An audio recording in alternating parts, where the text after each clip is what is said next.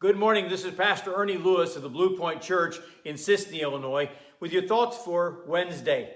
Yesterday we were looking at the Psalm 127, and we were talking about what God says about direction for the future. The last part of that psalm I want us to notice today, Psalm 127, verses 3 through 5. Behold, children are a heritage from the Lord. The fruit of the womb is a reward. Like arrows in the hand of a warrior, so are the children of one's youth. Happy is the man who has his quiver full of them. They shall not be ashamed, but shall speak with their enemies in the gate. I think it's wonderful here. Children are described as a heritage from the Lord. They are seen as one's legacy into the future. You know, we know that old phrase that says, you cannot take it with you. But there are those things that you can leave behind, great things like children and a heritage. God has entrusted us with generations to come, and we have to be diligent to train them to follow the Lord and be a blessing in the future. He also describes children as a reward. I know sometimes parents don't really see the blessings that children can be, especially whenever they're trying to raise a teenager. But God rewards our faithfulness with a future out there. And he also says, children are like arrows in the hand of a warrior.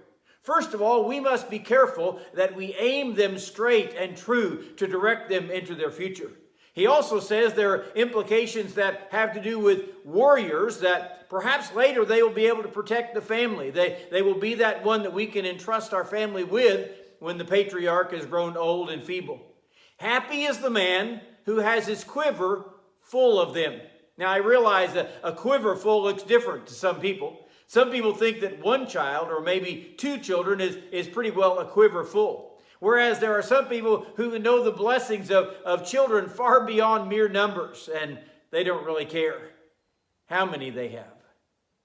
But we realize that he says, happy is that man whose quiver is full. They can bring joy and fulfillment to life. They can teach us sometimes whenever we really think that we're trying to teach them.